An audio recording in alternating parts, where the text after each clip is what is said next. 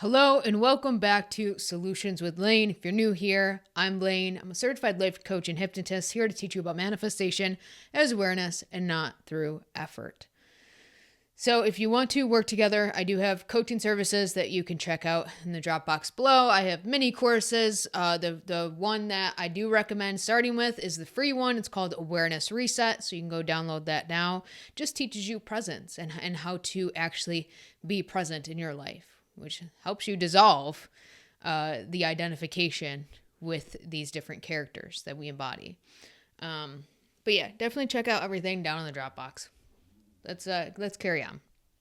All right, so I'm sure you've heard this before, and I know I've said it before in other videos and in the membership, which also, if you want to go join the Source Code membership, go join us there. We meet every single Saturday in a live stream. In exclusive videos, etc. So anyways, I know I've said it before, but you are not your thoughts.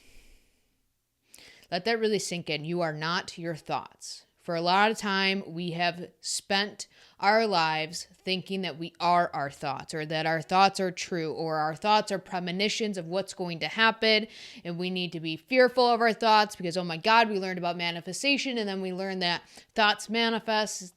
Yeah. And it becomes like this whole thing to where our thoughts have power and they don't. Okay? So, with that being said, you are not your thoughts. And the reason why you are not your thoughts is because your thoughts are constantly shifting and changing. Think about it when you first meet somebody and you're starting to fall in love with them. Your thoughts are really, really good, right? This person is so amazing. I've never been treated like this, and I just feel like a queen or a king, and this is just so beautiful, and this is my person. I'm so glad I finally found my person. I just feel so good. I feel so light. I feel so happy. Everything's just going so smoothly. You're having those kinds of thoughts, and then it's creating those types of emotions of peace, happiness, bliss, etc. And then you start to think that it's this person that is allowing you to think this way about yourself, about them, about the relationship, and making you feel this way. When realistically, it's not the person, but you attach that meaning that I didn't feel like this until this person came along because I finally found my person, my other half, and this is my soulmate, etc. And we have all of these different meanings and labels around it, right? So afterwards, and you start getting comfortable, the attachment really starts to set in. You don't want to lose this person.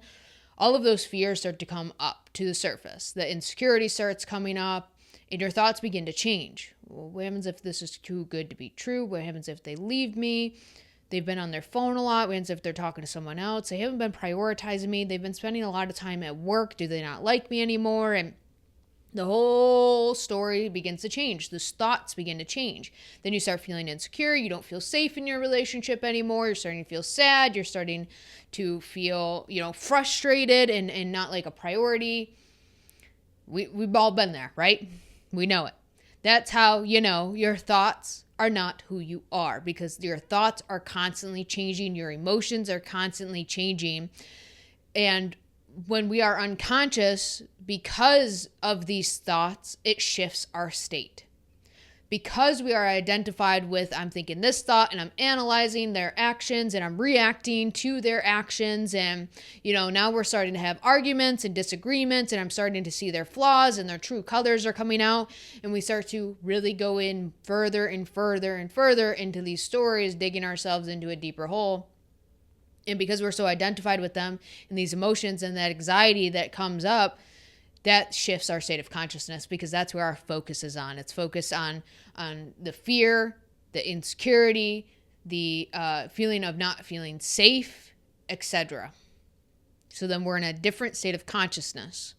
And then the reflection begins to really change and solidify. That's when they leave you. That's when they ghost you out of nowhere. That's when they block you. That's when they tell you, maybe we're not really that good together, and they start dating somebody else. That's when you start seeing sketchy behavior from them. And again, you start to judge these things, analyze these things, and take it personally. Now that we are conscious, though, we can understand on a deeper level that we are not our thoughts, because we start to see that our thoughts are constantly changing depending on what state we are embodying and what attention we are giving to those thoughts. Because just because you're in a good state of being doesn't mean you won't have random thoughts here and there try to grab your attention. But when you're stable in that state, you kind of look at those thoughts and they're laughable because you know it's so far from the truth. So it's not that you'll never have another quote unquote negative thought. The thoughts will always be there, but what attention and what power are you giving to those thoughts? So now that you've started to learn about this stuff and you're starting to really let it sink in that you are not your thoughts, you are not your emotions, you are not even your past and the experiences that you have experienced up to this moment, all you are is pure awareness, source, God itself. That's who you are. And all of your experiences is just a projection of that state of consciousness. Because that's all you are, which is pure consciousness. Now that you start to understand this, and you see that awareness or source is the only constant here, consciousness is the only constant here, that's when things can actually begin to shift and change for you. Because you're no longer giving your power away to thought or to emotions or to experiences and being reactive towards these things. You're starting to hone in on who you truly are and be unshakable in your state of consciousness, regardless of what is coming up. Does that make sense? That's when manifestations can actually start to roll on in. And your inner state is one of peace, bliss, and harmony because you've got balance now. Finally. So it doesn't matter what that person's saying or doing. It doesn't matter, what thoughts are coming up or what emotions. You're so stable in who you are because you've continued to return to the present moment over and over and over again that your reactions to things are null and void. You're a completely different person. There's nothing to react to when you know who you are. You react when you're trying to defend your identity or the ego is trying to defend itself. That's where conflict comes in. It's where arguments come in. It's where insecurity comes in. It's all from the ego. But when you know that you aren't your ego, you aren't these thoughts, it's where the true power lies. Okay? So with that being said, I want you to just practice. I want you to practice returning to the present moment. Because presence is the doorway into awareness and that knowing and that trust that comes when you know yourself as God. Hopefully now you're starting to see that you are not your thoughts because they're constantly changing between different states that you are in.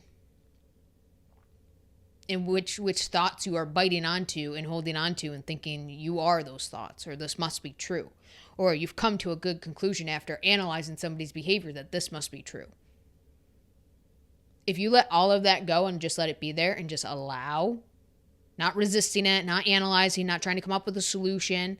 If you let all of that just be there, people's behaviors, your thoughts, your emotions, your experiences, the circumstances, if you let all of that just sit there and you continue to bring your attention from those things and place it on the present moment, your breath, your body, or your surroundings, you start to dissolve the identification with those circumstances, with those behaviors, with those reactions, with those thoughts, with those patterns, with those emotions, and everything that goes on that you've been filtering your consciousness through and giving your power away.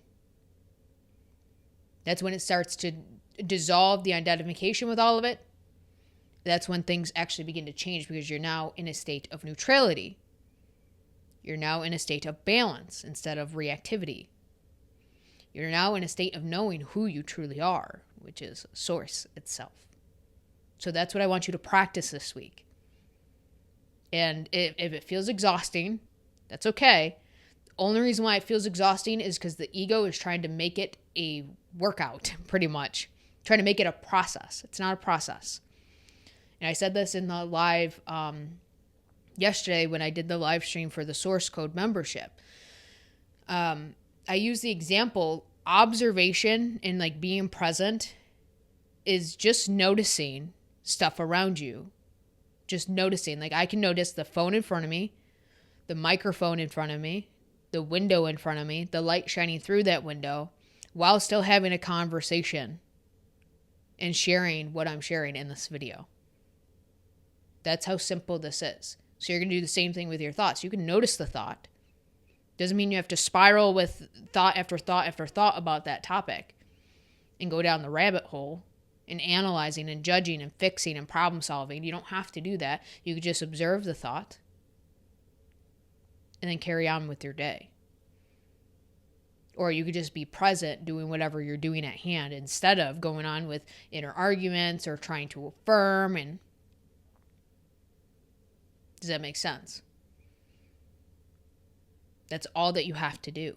So if it feels like work, it's because your ego's trying to make it a process and it's not.